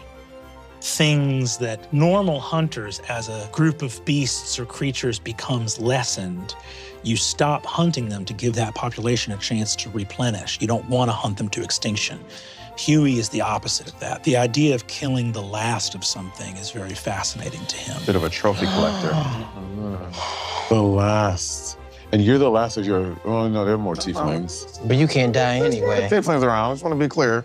We're doing great for ourselves in numbers. Well, yeah, it's not it might not be about tieflings, but it might be I wouldn't let word of Gertrude's immortality get out around Huey. The thing about tieflings is the longer we're alive, the longer our horns grow. Mine are very, very long, so that's very telling. Oh, so you're saying that Huey's Huey might like the fact that Gertie's about her, so don't let him know about her immortality situation. It's sort of like a challenge. A challenge. But that is verbatim what he said. Yeah, but you see that Roy looks at you and says, The viewers at home. So what you saying? What are you trying to say? He thinks it's Sweetheart. to kill me because I'm immortal. and you see that Roy kind of walks with you through the maze a little bit and just says, after tonight, I think the Foehammers are going to try to lock down some kind of marriage for Princess. And we've been happy to host them here in Karkin. But even for me, I'm not the only elf in Karkin who calls this place home, so they can't stay here forever. And they are taking up a lot of space. Oh, yeah. Yeah. The requests were, there's hefty. Yeah. They live it up. I need to do something. Oh, God. Your mother is out there. And I can tell over the past few weeks since we left the underworld, me bringing it up has been painful. Deeply. I need to know what you intend to do because I want to follow you to the ends of the earth. But we might not see the same path through the woods on this one, Sugar. Do you not want to fix this family? You want to leave again? I didn't want to leave the first time. I did what I thought was right. I didn't want to be responsible for doing that if it wasn't saving Everdeep. Your mother lied. She lied to her people. She lied to the family. She lied to you. Well, I have forgiveness in my heart. Oh my God. I know. What a mess. It just seems like I will say this. I know no one asked. This one put out there. And it seemed like it was kind of private. We were all standing here. Let me tell you about Your mother seems desperate, Okay. right? Yeah. Desperate times call for desperate measures. So when your mother is in this state, her fear of passing away, her fear of not just passing away, but like not being perceived as particularly beautiful, as particularly radiant, it seems to be causing her to have some lapse in judgment, right? Mhm. Where she's engaging in things like mass murder, you know? If you have forgiveness in your heart, I think that's beautiful. I can't forgive. And I love you with all my heart, but something is moving on the world. The things that were set in motion by Thanara's release, by the underworld changing, you did something enormous and heroic and powerful. That's a beautiful thing, but that shakes the world. And when you shake the world like that, you know it's gonna try to shake you back, sugar. And I am worried. Okay. I think we let it go. I mean, it seems like you really want to forgive because maybe you want to be forgiven for the things you participated in. That I had to participate. Well, against your knowledge. It wasn't a choice, but I mean, still you want to seek. I mean, your dad wanted to seek forgiveness, which is why he sacrificed himself. And I guess the question is, what are you going to sacrifice to forgive yourself? I wanted to sacrifice Twyla. Yeah, we're Speaking of Twyla, we are. You see that your father looks at you and says, "I know that you want to be here with your friends, and if you choose to leave that path open to your mother, that's fine. I have my own journey, and if we don't see eye to eye on this, I think it's better that I go on this next part alone." I feel like we need him. Is there a way we can contact you when we need you? If you need me, I'll come with. If you think on it tonight, I'll head out tomorrow. And if you have something better for me to do, then I'll always hear you out, sugar. I don't want to be apart from you, but I cannot forget what has been done. And you see he walks off into the rest of the gathering. Twyla, deeper in the hedge maze as you are flying about, you see that there is a gorgeous fountain wrought in sort of like lichen and moss-covered stone, the green growing things on this beautiful stone, like damp and cool to the touch. The fountain has this sort of twisting, koi-like goldfish in stone, water emerging from their mouths, splashing into the pool. You see that there are lily pads that have sort of small, arcane candles glowing without heat or fire within the lily pads. And looking into the deep green water of the fountain, you hear that voice again. Who's there? Who is it? Do you want to tell anyone what you're hearing? You guys aren't even paying attention to me. We've been I think standing here Twyla's this whole actually, time. I think Connors, you've gone off on your own. Oh, shit. Yes. Dangerous when Twyla left her own devices. Yeah, by well, the herself. reason why I go off on my own is because one of the hors d'oeuvres that was labeled non-dairy had dairy in it, and Twyla is lactose intolerant. So I think she Twyla's went. just intolerant. True. So she went to go shit in the woods, Screaming. By the koi pond? and she's Yeah. yes, In the because koi pond or by the no, Shit in the pond. in the woods because the pond was loud. Bidet. Oh. It was It loud. covers the noise. Exactly. I get it. Got it. You're, you're gonna fly up and use the fountain as a bidet. Exactly. As you finish your business here at the edge of the hedge maze, Finish your, this is going to be a cola outbreak. this like strange ethereal voice is like, are you need a minute? Yes. Okay. All right. Okay, and Twyla pulls up her invisible panties because she is wearing them. They're invisible. She's flapping. What could the point of invisible? You know what? Never mind. It's the feeling. It's the feeling. The touch, the feel, Yeah. the fabric of our lives. And you move over to the fountain. Deep in the rich green waters of the fountain, lit only by these sort of magical candle lights and glowing fireflies overhead, you see your reflection in the rippling water. And then past your reflection, deep underneath, in the green murk at the bottom of the pool, something begins to emerge, a figure, a face. There appears to be a beautiful, drowned face in the bottom of the fountain.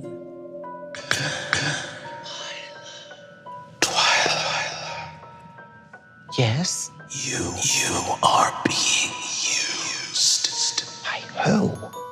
Ever ready has the sword of Twyla of the Fae been at the call of her queen.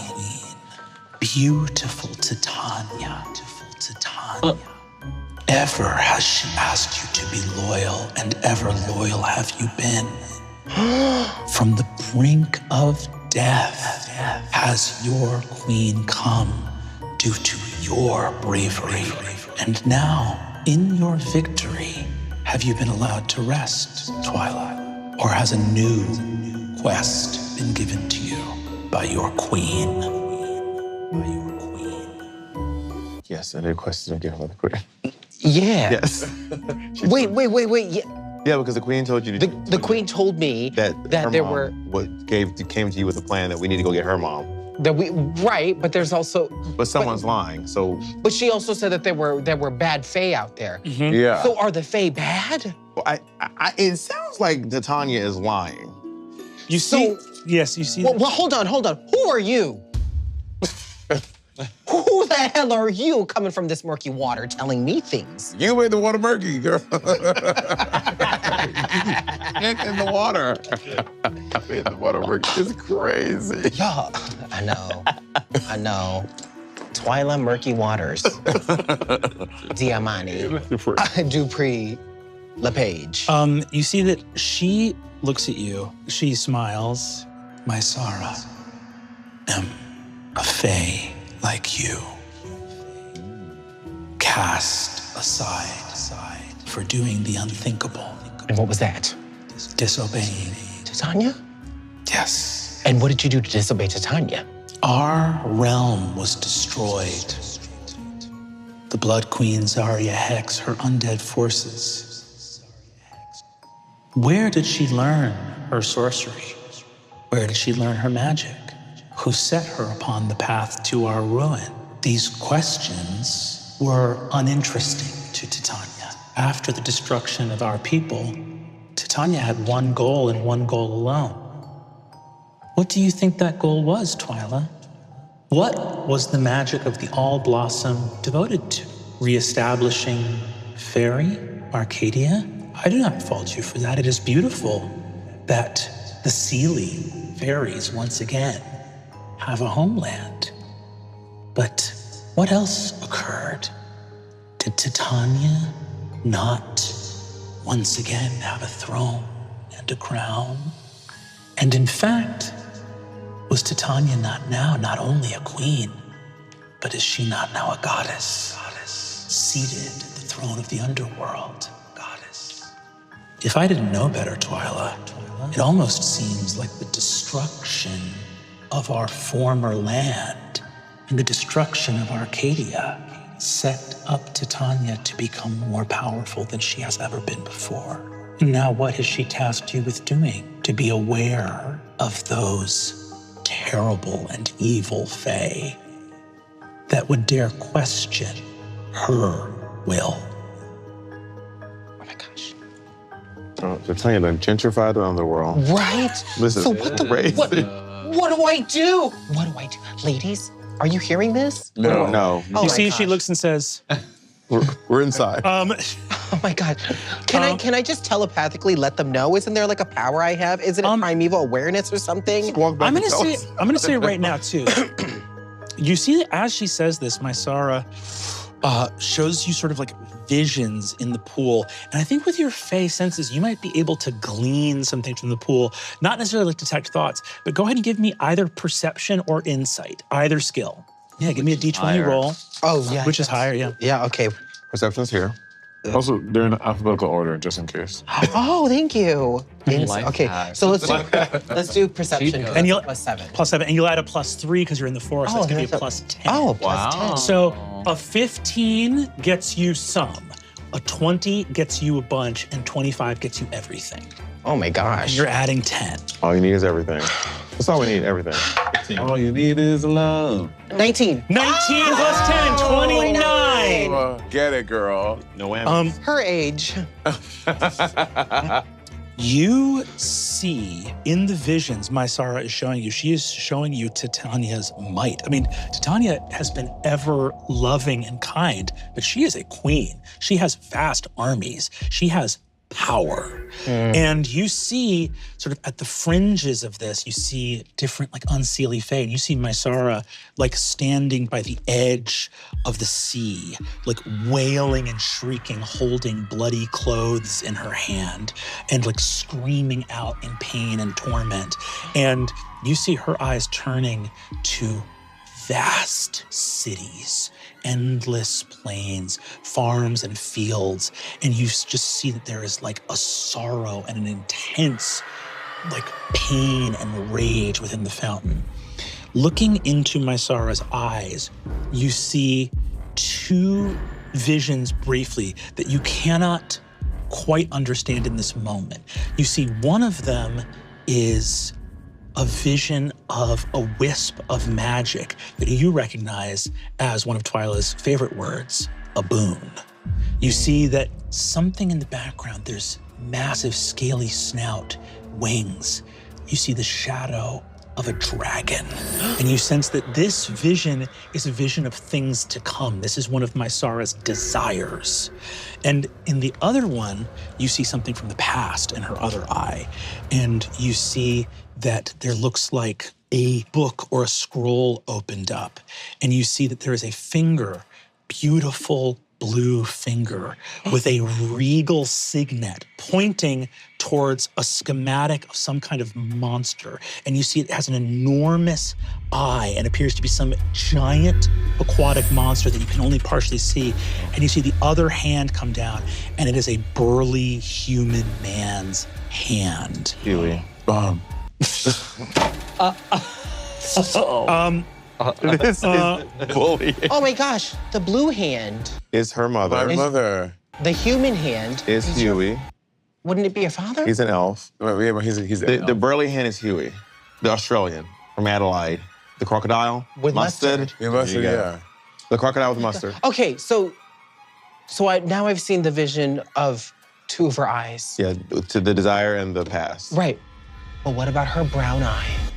You see, she says, if you want to see that eye, you're going to have to get a lot closer.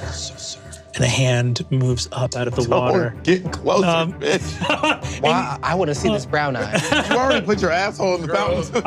I showed her mine. You're gonna need to roll on that 40 to see that eye. Girl. That eye's expensive. And you see that as you touch the water, she just goes,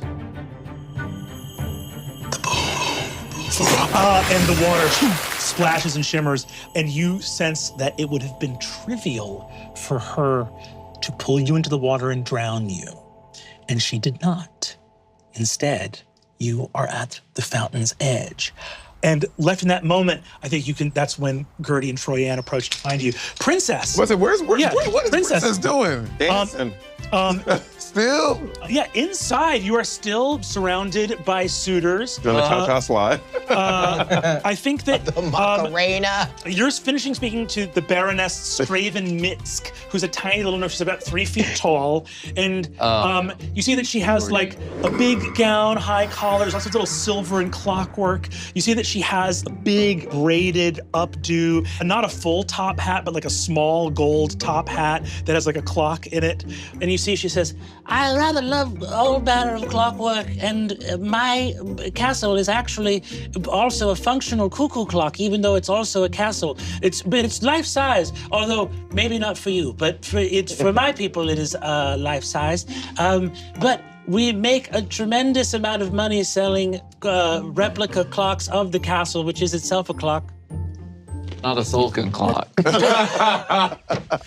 Are you just strictly into tiny partners? No, this doesn't interest me. I need to get a canapé. More canapé. She looks over and says, if you're interested, I can talk to you about how we regulate the timers as you walk away. The only people that you have not spoken to on your suitors list thus far, you see Demia is off in a corner, kind of like looking shy because she's like escaped the underworld to be here. And then Karg, who is this like tall orcish man who has been like pointedly avoiding eye contact. What's the deal with Demia? It was 2 weeks ago, I don't remember. She drank your blood to get some, you don't remember this? You gave her some blood. We were like, who's gonna give her blood? And you have the most because of volume. And then you and her have like a bit of a connection now. She seemed really into you. And I believe she helped us out somehow. Yeah, she did. She was helpful, but you know, she's just an undead bartender. Okay. She does not have like money for your family. But she was also very, no pun intended for a vampire, thirsty. Oh. Yeah. No, the orc one. You're not even gonna invest. You walk over. Demia, I'll just be like, she looks over and she goes, the room. You go over and she's like, hi. Oh, God. And it immediately takes it as a huge invitation and just sprints. Fucking shoulder check, leap. yeah. Princess. Sorry for being so forward. I didn't know you were here. I had to fly. I turned into a bat and flew as fast as I could to get here because obviously my day just started a little while ago because it's nighttime vampire. You look stunning. Thank you. I don't want to come across as too forward, but a couple weeks ago, we sort of had our little, our moment in the bar. Your friends were all in the room, and it was not necessarily, it had a sort of logistical purpose, but it meant a lot to me. And I know that your parents are opening you up to suitors, and obviously, in different circumstances, I would just, I personally, my taste is I like to be friends first. That's my personal taste. But just given the parents of the masquerade ball, do you want to marry me? Wow. Oh my God. Let me roll a perception check on that one. Yeah. No, that's so nice of you, Demia. Oh, okay. Yeah, and you know what? It's actually wonderful to have the bravery and the sense of self to own a hard no. And it's actually incumbent on people who hear no to just sort of process that. Hard no. Hard no. Hard. And you're actually saying hard no out loud. Okay. Multiple times, you won't stop. Yeah, it was so hard to escape the underworld. Okay, well, you don't have to process my feelings because everyone's allowed to feel how they feel, and your feelings are valid. And so I have valid feelings, but they aren't your problem because we don't have that kind of agreement with each other. So, Someone's been to therapy. Okay. so I'm going to dedicate my unlife to the forces of darkness, and that's how I'm going to process this. Goodbye. And you see she turns into a bat and flies out the window. Forces of darkness. That's cool. That was cruel. You was cold ass bitch. You could have given her a No. little blood before she left. Just a drop. Just a no, drop. she's 'Cause gone. Y'all might be Oh, soul darn. tied. Like your blood runs through her. She's probably, like obsessed with you. So you look over and you see that Karg is speaking with some of his advisors and is still not looking in your direction. So that hard to get thing. So should I just go over to them? Yeah, if you want to. Yeah, sure. You walk over and you see one of his advisors turns over and says, my lady, pleasure. This is our young lord, Karg Hammerhold. And you see that Karg turns around, tries to look at you, nods. You see he bows and puts his head. Go ahead and give me an insight check. Okay. Oh, I rolled a 4 + 2. Like this guy's being rude. He's like not looking at you. He kind of mutters something and like gives a very dry, closed-lipped kiss to your hand. Goes for the long haul for Karkin, families, the decorations and everything else like that. It's wonderful. What do you know about trade in the Venom lands? My advisors are talking to me about trade routes. Very important. I don't know a lot about trade in the Venom land. I don't know. Can I punch this guy? Yeah. Oh my God. Yeah. Are we gonna get to a fight? already? I love can I punch this guy? It's such a common. Take a swing. Go ahead, give me an attack roll. Oh my God. Are we with her? We're at the. I think all of you have just reunited with Twyla and look through the open colonnade and see Princess cock a fist back. And I'm like, ah! We need to get inside. Here we go. Well, I rolled a 3. What do I add? It's gonna be a +8, so that's Okay. 11. So you swing and you watch him catch your fist with another hand. Damn. And you see he looks and goes, I've given offense. I'm sorry. It's fine. I've insulted you. And you see that he sprints out of the hall. Bye. And you see that the two advisors look at each other and go, my lady, I am so... They look at each other. Give me one more insight check on the advisors now. Here we go. Okay, we I'm need due for a 20. good one. Okay, 14 plus 2. They're hiding a secret, the advisors. There's something they're not telling you. Right. My lady, he did not mean to cause offense. I am so sorry. You see them and says, don't say it. It says, we should go. Apologies, my lady. And you see they both turn tail and run out the door after Kark. You see your parents also leave the venue, moving into another room, accompanied by Alexi, going into a different space. You reunite in the long hall, so you bring Twyla in, so all of you come from your little side missions and come back together. What? Why'd you try to punch that guy? He's asking me about trade in the Venom land. Oh, that's fair. Really That's fair. triggering. Yeah, that's fair. Because you would know what you went through with Trade the Venom. Yeah. Done that. He's strong. He like caught your fist too. Like he's good. You know, it was kind of hot. What did he smell like? He smelled like sort of rich musk and Poppers. I'm screaming. he had that kind of a rich, like earthy body odor that was not unpleasant. Okay. That was not unpleasant? It's not unpleasant. I like that. Yeah. And you guys see that the advisors run out after him out to a different courtyard. However, you reunited Twyla. You've had this wild vision. You can also just say that you explain everything you saw in your vision to everybody. This is what I'm gonna do. Close your eyes. I'm gonna explain everything that happened. Twyla explains everything that happens. There we go. Whoa. Gorgeous. So you had the full download. You had the full vision from the fountain. Full on. Brave and Small style. And the shitting in the fountain. No, you didn't see that. You didn't see that. You can't explain everything. You can't explain everything. You what did said. say everything. And now it's canon. So you nasty. You didn't even wash your hands. That's crazy. I didn't even use my hands. And you're eating the hors d'oeuvre. That's Why? crazy. It's flying. You should just let it drop. She just dropped it. You all look out, and I think that as you're sort of speaking here, we see Roy goes off to his bedchambers for the night. Huey, the other suitors are sort of all around looking at Princess, and you see that the door opens, and you see that Alexi comes out, having just spoken to Roncaria and Renarian, does a deep bow, and you see the two of them look at each other, and Princess, you see that your mother and father look crestfallen. Crestfallen? Looks like sad Oh. and scared. Yeah, money crestfallen.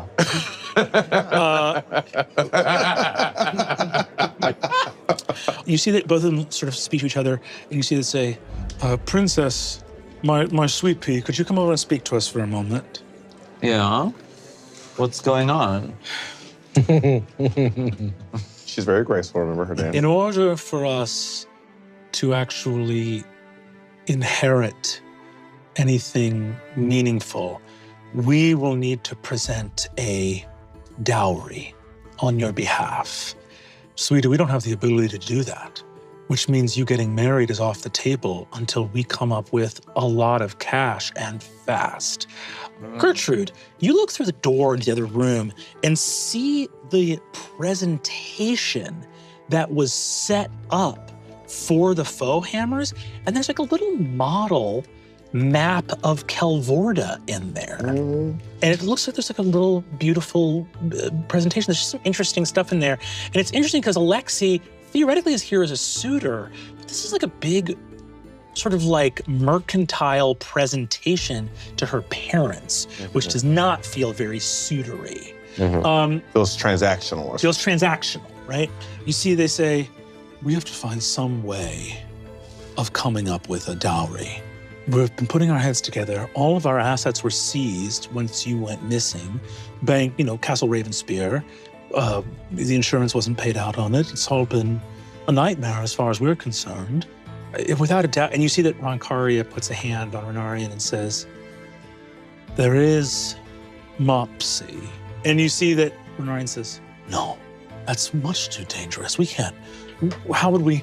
And you see that she says, Princess, a long time ago, back in the history of your family, the Fauxhammers defeated a dragon. And here you hear the word dragon, and you've like seen that in your vision. And I think also Nyrith mentioned dragons to you, Gertrude, as being immortal. And Huey told me that they've hunted dragons. Mustard. Mustard, that Huey had hunted dragons before. Huey told us too, shut up. Oh, did he? Yeah. Okay, sure. But Mustard corroborated. This is true. Yeah. You see, he says, the dragon's name is Mofandrix. We refer to him as Mopsy. Mopsy? Mopsy was defeated by Fauxhammers many generations ago and was sealed within an icy temple.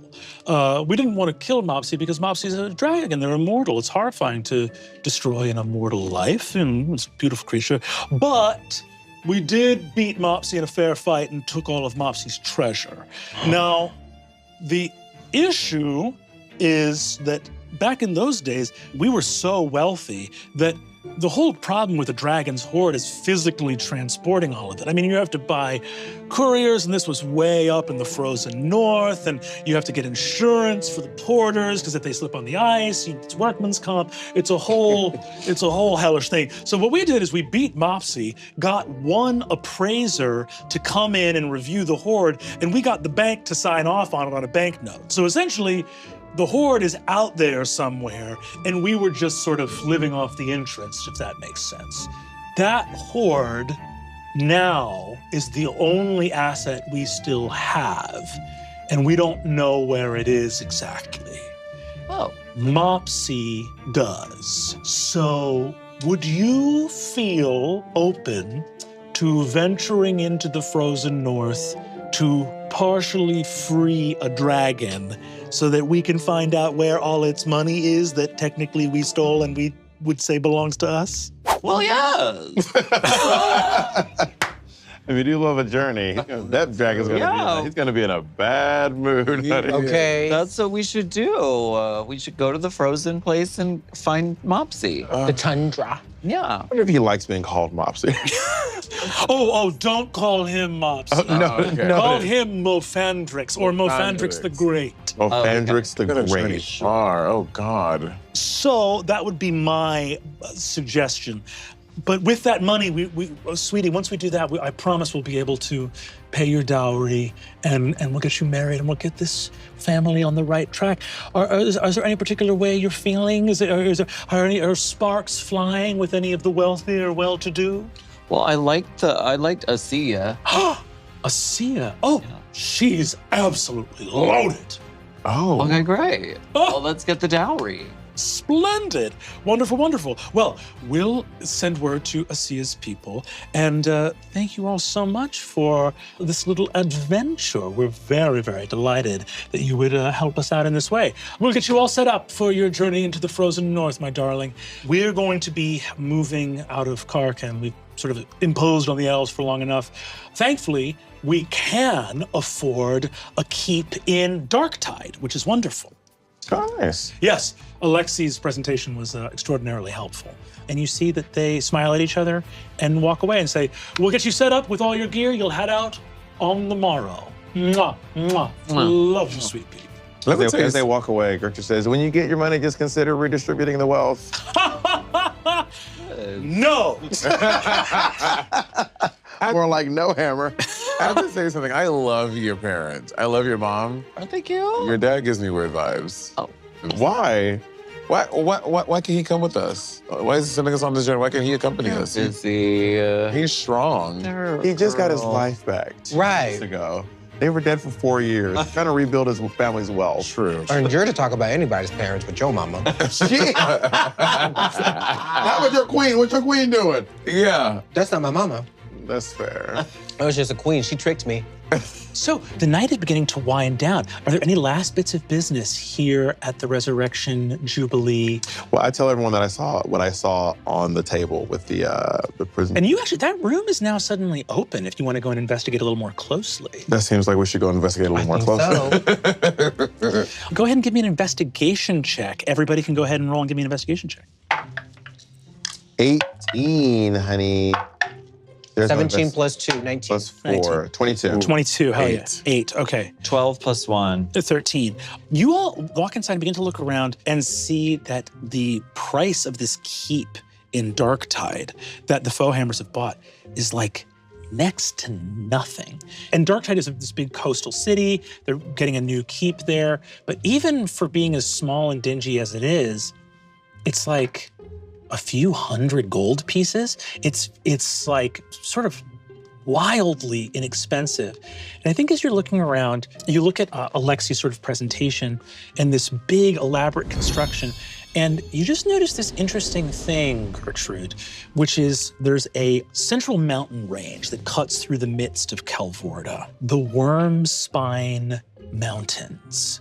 The Wormspine Mountains are this big sort of like, the myth is that like an ancient dragon that was like the size of the entire sky was slain and fell, and its spine became this mountain range. And you look at it and you see that there are a couple of little like model keeps. They're sort of on top of that mountain range. And you see that Alexi appears to like be someone who constructs and sells castles to people. And it looks like there's a bunch of new castles that have all been built in this mountain range. And as you're looking at them, they look sort of like beautiful golden sandstone, and a lot of the courtyards have like swaying palm trees in them. This is just a model. Just a model, yeah. Little model of like swaying palm trees, beautiful golden castles and things like that. And it just strikes you as like, it just looks like this brand new set of buildings that are being built in a mountains. fucking real estate investor. I told you guys about this late stage capitalism. This is gonna come back and bite us in the ass.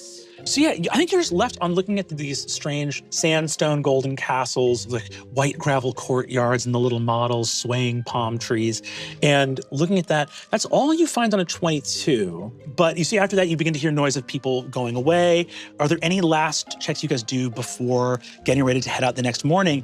And is there anyone you want to ask to go with you? Guys. Well, you should definitely be Should we asking your bring dad. Huey, though? No. Is that a keep your enemies closer thing? No. Well, he hunts dragons for a living. Yeah. Oh, yeah, that's a good idea. And I like Mustard. I think Mustard Mustard's keep him away adorable. from your horns. This is true. Also, I feel like you're My dad. but We need your dad, though. But your dad seems to have given you an ultimatum. Either end things with your mom. He said her or me. You got to use what you got to get what you want. And I can tell him I'm ending things with my mom just to appease him. You're gonna lie? Yeah. Let me do a live roll. Deception? Is there a Give me deception? deception, yeah. It was a 7.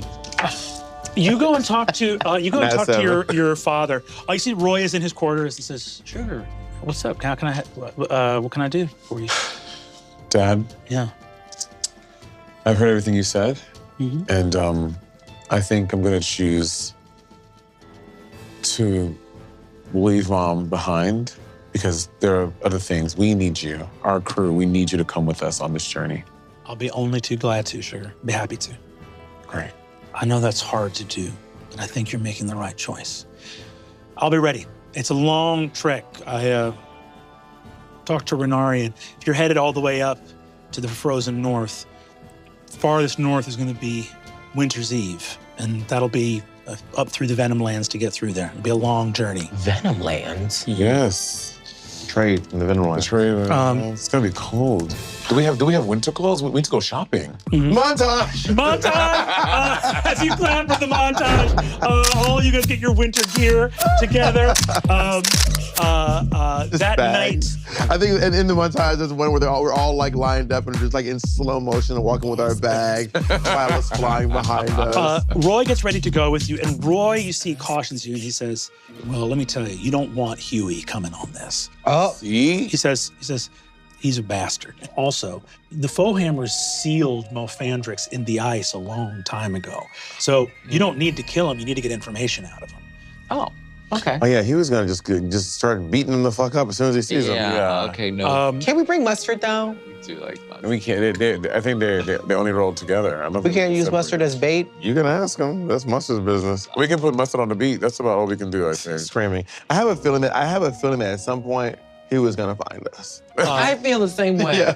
Nyrith bids you farewell from the ball on his way to go find some other talismans that could possibly relieve you of your curse. You also see Roy gets ready to head out the next morning with you. And Princess, are there any suitors that you care enough to like check in with before getting ready to leave the next morning?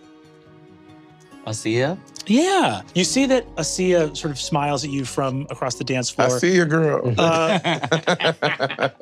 And she goes, it is a privilege to be in the presence of one so beautiful, so heroic. I hope we have many more occasions. And I must return to my home, castle. My castle. Palace, actually. Well, that's a little confusing, huh? It's like an apartment home, castle. Or studio castle. Tiny home. It's a palace. And the castles are a type of palace, right? I mean, they are. They are. This bitch is broke as hell.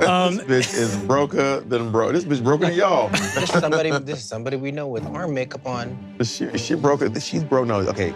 So, to the side. Can you give us a second? What's that? Can you give us a second? You guys talking? No, we're just gonna go over here. Okay. Can I see you over here? I know that it's not about money for you. I know that. yeah, I like Asiya. But I just want to be clear that I don't think she has. Can I try to perceive her? Yeah. You give me an insight check. Insight. That's what I mean. I want to incite her. Yeah. I want to be insightful. And that's an 11 plus 2 is 13. It's like great. 13. Someone can give the help action to Gertrude if you would like. Do I have that power? Yes. I have that power. You can help. So that means you're going to roll with advantage. So you can roll again and take the higher of the two rolls. So that one's 11, and this one is 17. Hell yeah. Plus insight 2. I'm 19. 19. I'll roll over here. So you make an insight roll on Asiya, who you see is flanked by incredibly jewel-studded guards. She has there's a sort of beautiful white horse with a sapphire-studded saddle outside waiting for her.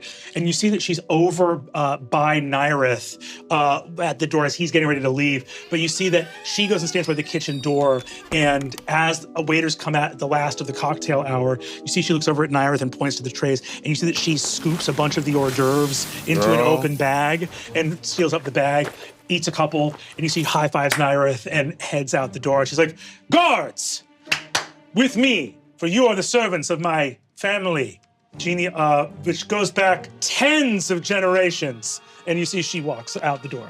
See, okay, so it's clear to me that she obviously has no money, which proves deception. She might be very sexy, but she's a lawyer. And why is she here pretending to be wealthy? Because the vampire lady didn't pretend. She just flew here from hell, literally bat out of hell, literal bat out of hell, came to just be friendly with you. You dismissed her, and then this bitch is lying, acting like she's rich. Still so hot though. My God. I mean, we've all lied a little bit when you want a little something. A little bit. I've never lied. And she think who's with a demon, y'all? Demons are very convincing and charming. What are y'all fighting for? This is crazy. You look over in the corner and you see Nyrith says, did you mention a demon? We were just talking about you, but nothing bad though. Can I ask you a real question? We've always been honest with each other. Do you know Asiya? I see. Oh, the princess. Yes. She was awesome. Do you know what she told me? What? At the end of the night, you can check the dumpsters out back because they make a lot of the hors d'oeuvres and they'll heat them up. So if you get them, they put them in their own bags, so they're not dirty. They're not dirty or anything. You can just get hot hors d'oeuvres out of the dumpster. They're clean. You can eat them. Points were made. Points were made. I cannot stand you guys. That's the smartest princess I've ever met. Very resourceful. Thank you, Naira. Thank you. Of course. And Twyla doesn't have anything to say, but she would like to use like a little druid craft and just release a faint odor of skunk. Naira's goes, Why? It's harmless. it's become gross in here. My God, horrifying. I wish you all the best. My feeling is that it's been some number of scatological things occurring this evening. Screaming You see that he excuses himself, and as he walks out, everybody here make a perception check if you'd like. I got a. Oh my God, my 9. terrible. Oh my God, I'm 9 as well. 12 plus But- 7 is 19. I'm 16. 10 plus, what is it? Perception. Perception, 5. 15. I think as the night winds down, you head off. You had that moment with Asia. You get ready to head out the next morning. And Twilight, the last thing you see as you're flying off to bed is outside, you see an enormous orcish lord, this big guy Karg, who's sitting on the edge of a little sort of like marble bust in the garden, just crying his eyes out. See, just as two advisors kind of pat him on the This is shoulder. the guard or this is the suitor? This is Karg. This is one of the the suitors. one I punched? This is the one you punched. Yeah. You're just Right. weeping, and you see he goes like, You try. I'm so bad at this. I'm just so nervous. And you see the advisors patting him, and they're like, you have to tell her how you feel, Karg. You were being rude to her all night. I'm scared. And you see that they go, oh, Karg, fucking get it together, Karg. You're the hope of our entire noble house. So can we go over what we know? Yeah. Asia is broke and she's pretending to be rich. Karg has social anxiety of some sort, but he seems to have very strong feelings for you. Alexei is a real estate developer who seems to have some sort of plan for some sort of a development at the top of the mountain. Top of the mountain, somewhere on the mountain? Yeah, at the top of the mountain. Demia has her feelings. She's hurt. I don't think she's going to be coming back anytime soon. No. And then the chipmunk was rejected. Alvin was rejected. Yeah. Is that all the suitors? Yeah. As you go back, I believe that is all the suitors. Oh, and then there was the clock princess. Oh, and the clock princess. who's- The one that danced and like flipped over you. No, that was Asia. That was That was Asia. Asia. The clock princess is the one who kept talking about clocks. With a little golden hat. Yeah. Yeah. You Very see, steampunk. yeah. As you head off to bed, you do see Alvin on the bar doing curls with a toothpick with olives on it, being like, Last chance. Door's still open. Last chance. No, Alvin. No, Alvin. All right. Twyla, what's going on? Fuck off, Alvin. We haven't met. I'm Alvin. No, thank you, Alvin. What's up? All right. 3 out of Don't even. Well, Don't. Well, I can make somebody very happy. I'm gonna use gust of wind Yeah. on Alvin. I knew I was gonna blow tonight. is out the door. The next morning comes. Waiting for you are several beautiful horses of the Elven Rangers, saddled up, packed with provisions, and at the lead, your father, Roy. Long journey ahead. By this time, tomorrow, we'll be in the Venomlands. And beyond that, Frozen North. Another quest for these beautiful queens. As you journey forth, you behold a new land choked with acid smoke. Oh my The gosh. ruins of the Venomlands unfold. And we will see you all next week on A New Dimension 20 episode. Take care. Farewell. Venomlands have gotten worse than I remember. The air grows acrid and sour with poison smoke. Ooh, Come on, Akron. Come on, sour. Every time we go into an inn or some sort of a speakeasy, we have trouble. So we Lots should of go. trouble. So we should definitely go in there. Okay. Yeah. What intel do we need to learn? We don't know yet. You don't know what you don't know. What are but we these know that wagons we about? Are you with the caravan from Darktide? Are we gonna lie? Well, yeah. Hello. You're righting the wrong from last season. I am. Well, one side of this group is pulling our weights. It's giving bats. That's not a bat. We need to rest. Y'all have like 45 spells. Y'all must have something. They bear a terrible weight. Go ahead and Jesus, roll. come on, Gertie. Oh my God, what is going on? What is with these dice? These dice are fixed. Self-check time. Incredible. What is that? Is that even a number? What is that? Well, what is that? I can't tell. Oh, shit. Double shit. Oh my. We're gonna die. We're having such low rolls on. What's going on? My rolls are fine. Don't be Yeah. judging my rolls just because yours Yeah, are we- low. we- I put the cont in Constitution jar. Time is of the essence. We are strong, ladies. We are capable of more than you think we are. We are some badass bitches. They are coming for you. Okay. Jesus. We gotta get out of here. All right, sisters, let's do our big one. Boss ass